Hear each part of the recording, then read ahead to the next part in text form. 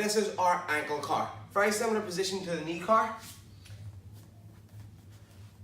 In terms of knee about a 90-degree flexion, we can put a hand below the hamstring, a hand on top of the knee. I kind of like to go with a hand in front of the knee, as it really allows you to feel the knee rotating if we're sneakily adding a little bit of knee or hip rotation into this ankle car. Now, although when you include the knee and the hip, you can get far greater range. Remember, it's better to work the honest range, the range where only the ankle is working, because then this is sending more signals back to the brain, and in terms more information to the command center, which is the central nervous system. So, start with our ankle car.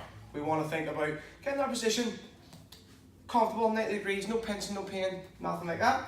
From here, we want to think about pulling the baby toe to the outside of the knee. Now, rather than turning the foot out, when you think about turning the foot out, I find it has a tendency of bringing a rotation of the knee joint here. And remember, we want to only isolate the ankle. So, thinking about pulling the toes up to the outside of the knee,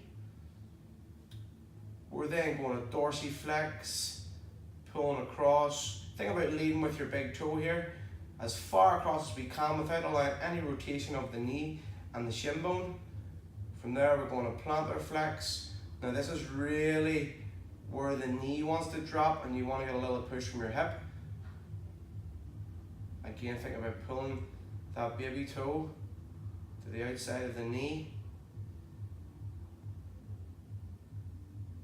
And again, plantar flexion, then inversion, then plantar flexion, then eversion,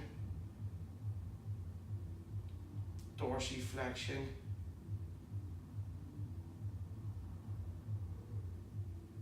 inversion, plantar flexion.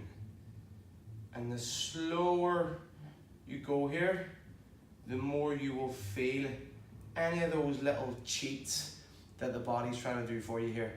As I'm inverting, my shin bone wants to turn in, so I'm only going to go as far as I can that allows the shin bone to stay still.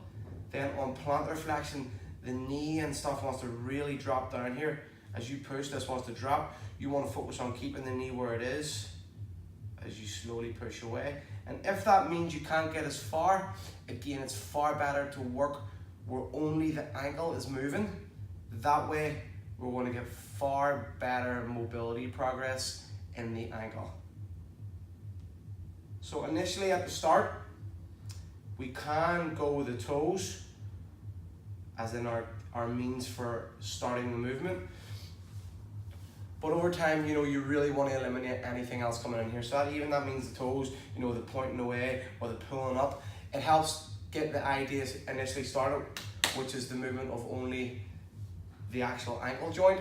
But as you get better at it, your control improves. You really want to be making sure that even the likes of the toes are just staying firm. So if I was to go that today, my circle would be a lot smaller. But again, I'm only using the ankle here, not the knee, not the hip, only the ankle bone. Okay, folks, that is your ankle car.